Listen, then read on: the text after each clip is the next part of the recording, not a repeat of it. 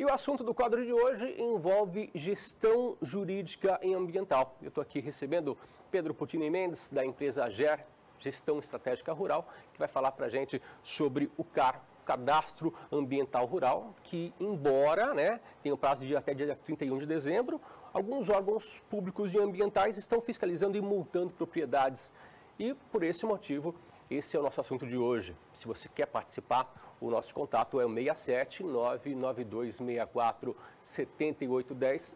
Você manda sua pergunta, nós estaremos encaminhando para Pedro Puccini Mendes, que vai responder aqui. Pedro, bom dia. Bom dia. Ô Pedro, eu falei na introdução, tem produtor recebendo multa, mesmo que o prazo seja no dia 31 de dezembro? Sim, tem produtor recebendo multa, exatamente. E isso devido a uma intensa fiscalização aí dos órgãos ambientais, órgãos ambientais estaduais, IBAMA, Ministério Público. E por isso a gente trouxe o tema de hoje, por ser um tema atualmente recorrente no planejamento, no dia a dia do produtor, que precisa estar atento a alguns detalhes aí.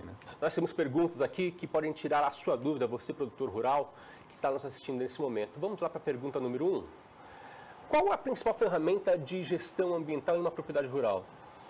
Bom, vamos lá. A principal ferramenta de gestão ambiental é o Cadastro Ambiental Rural, que teve o seu prazo, o primeiro prazo dele foi dia 6 de maio de 2015, prorrogado mais um ano para 6 de maio de 2016.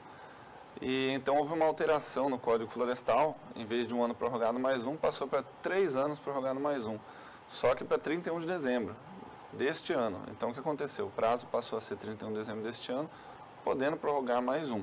Só que como já tem mais de 90% das propriedades rurais do Brasil com cadastro feito, a gente acredita que talvez não prorrogue.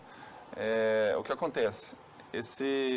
No CAR, no Cadastro Ambiental Rural, que são inseridas, não é em qualquer outro órgão ambiental, estadual, federal, que são inseridas informações sobre as áreas de interesse ambiental, reserva, APP, área de uso restrito, é no CAR. E é no CAR também que, quando terminado esse prazo de 31 de dezembro, vai ser validadas essas informações para serem utilizadas de forma oficial num sistema que vai ser nacional. É um banco de dados nacional, então não é agora o momento de exigir do produtor que ele apresente obrigatoriamente o seu projeto de recuperação de área, como tem acontecido no dia a dia. Ele tem que apresentar esse projeto dentro do sistema CAR, com as informações necessárias que são validadas pelo órgão ambiental estadual. Esse é o problema atual. Tem que ficar atento também às datas e aos prazos também, né? Isso, exatamente. A principal data agora, a data que a gente tem que ter como no calendário é o 31 de dezembro de 2017. Antes disso, que já não falta tanto tempo, o produtor tem que colocar as informações necessárias no sistema e também laudos e demais documentos que vão ajudar a provar as situações ambientais dentro da propriedade rural. Temos mais um questionamento para o gestor, porque aqui você pergunta e o gestor responde. Pergunta número 2, enquanto o cadastro ambiental rural não é validado, pois ainda tem um prazo, qual que é o problema para o produtor?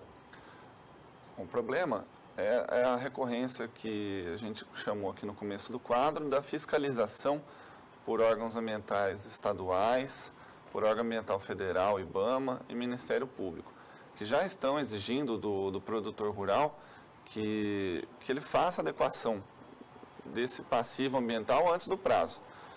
Tem chegado multas, o problema se chama auto de infração.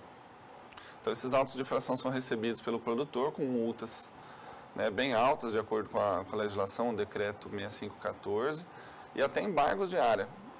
Se o órgão ambiental chega lá na propriedade rural e fala assim, bom, essa área aqui ela estava com indícios de ser uma vegetação nativa, não é área de pasto. Eles vão mandar fechar a área, e o produtor vai ter que apresentar um recurso. Então esse é o problema. E outra coisa, a gente tem que colocar a propriedade rural dentro da legislação aplicada no tempo. Por isso que eu trouxe até uma tela, se a gente puder mostrar aqui a tela número 1, para exemplificar o que eu tô falando com relação à legislação no tempo. Vamos lá. Nessa tela, para você ter uma ideia de tantas alterações que teve na legislação ambiental durante esse tempo, essa é a dica que a gente faz com relação à gestão jurídica ambiental. A propriedade rural sofreu um desmate a abertura de novas áreas para utilização como pasto. Em que período foi isso? Em 1965, eu coloquei a primeira data ali, que foi o primeiro Código Florestal, assim, que a gente teve uma legislação ambiental de 34, mas vamos considerar 1965. Eu marquei abaixo 1989, porque foi quando entrou o bioma cerrado na legislação. Em 2001 teve mais alterações com relação aos biomas. Em 2008 a lei da Mata Atlântica, que tornou um pouco mais restritiva a Mata Atlântica para supressão de vegetação. Em 2012 o novo código. Então tenta colocar a propriedade rural dentro desse quadro. Em que período que houve a supressão de vegetação nativa, né? E isso vai ajudar o produtor a fazer o CAR e também a fazer os recursos, as defesas ambientais nesses órgãos de fiscalização. Falando em desmates, nós temos mais uma pergunta com relação a esse assunto, sobre os desmates, vamos ver? Por falar nisso, quem já fez os desmates em outras épocas, com essas legislações antigas, o que aconteceu? O que acontece? Né? Então, eu coloquei essa dica aí, né? Tenta colocar a propriedade rural nessas épocas. A gente tem um novo Código Florestal, ele determina, no seu artigo 68, até tem uma outra tela aqui para eu mostrar, né, o que eu estou falando, a tela número 2, vamos lá, que é o artigo 68 do Código. E que ele fala, que os proprietários ou possuidores de imóveis rurais que fizeram a supressão de vegetação nativa em percentuais de reserva legal na legislação vigente à época que ocorreu essa supressão, eles serão dispensados de promover a recomposição, compensação e regeneração nos percentuais previstos. E esses proprietários rurais eles vão ter que provar essas situações por meio de documentos, fatos históricos, registro de comercialização, contratos e todo documento, todo meio de prova, né, como imagens de satélite também, para mostrar que aquela área já não era, essa área que hoje é pasto, ela já não era vegetação nativa desde quando a legislação amparava o produtor naquela época, porque a gente sabe que o bioma cerrado, principalmente, ele que foi colocado na legislação 89, antes disso, ele foi incentivado a ser aberto para áreas produtivas. O estado do Mato Grosso tem mais da metade do seu estado em bioma cerrado, e aquilo tudo era vegetação nativa. Então não colocou na legislação de propósito, porque fossem abertas novas áreas, que hoje é uma potência, né, agrícola, e hoje a proteção ambiental é outra. Então a gente tem que saber colocar isso, né, na legislação no tempo e fazer a defesa correta do produtor.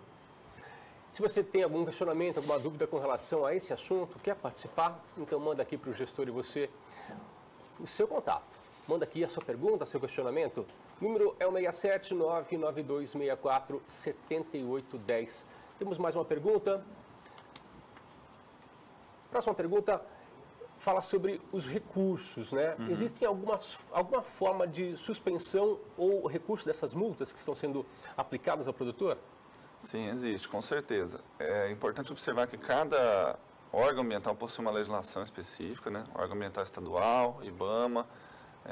Então, a primeira forma de suspender essas multas seriam os recursos, né? Você entra com um recurso, coloca os documentos corretos, como a gente bateu bastante aqui em cima dos fatos históricos e tudo mais. E, além disso, o Código Florestal também garante que multas cometidas antes de 22 de julho de 2008, que é a data da legislação da Mata Atlântica, podem ser suspensas apresentando o CAR. Então, esse é o planejamento ambiental que se deve fazer conforme a legislação. E temos a última pergunta, aqui no quadro Gestor e Você. Gestão, né? Quais as soluções para uma melhor gestão neste momento? A primeira delas é fazer o CAR agora com antecedência e discutir esses pontos, né, antes do prazo, comprovar, né, que essas situações estão consolidadas. A segunda dica é solicitar, com fundamento no Código Florestal, que as áreas que estão dispensadas de fazer a regularização ambiental, PRAD, que o órgão ambiental peça um certificado de regularidade. Não, porque assim, se chegar uma multa, você tem o próprio órgão ambiental estadual, que é o competente para analisar essas situações, falando, minha área está regular. Então, essa é a dica. A terceira é procurar auxílio técnico, ambiental, jurídico, para fazer os termos de compromisso. Não assine nada, sem um auxílio técnico, para evitar fazer cláusulas de termos de compromisso no órgão ambiental ou com o Ministério Público que se voltem contra o produtor rural, né? Mais uma dica, que eu acho que a última é, toda negociação agora, de agora em diante, seja compra e venda, sejam os arrendamentos, estar atento ao CAR, né? Estar atento ao CAR e aos termos de compromisso para que o produtor não se comprometa com legislação equivocada, com compromissos feitos por um proprietário anterior, né, ou compromissos feitos pelo próprio dono da propriedade ou por quem está comprando e vendendo. Então, atenção com as ferramentas ambientais. Essas são as dicas de hoje. E se você tem dúvidas com relação ao CAR, você pode mandar aqui para a gente. Nós estaremos encaminhando aos gestores da GER. O contato é 67992647810. Também tem o contato da GER, né? Sim, é o contato@gerconsultoria.com. Pedro, obrigado. Até semana que vem. Até semana que vem.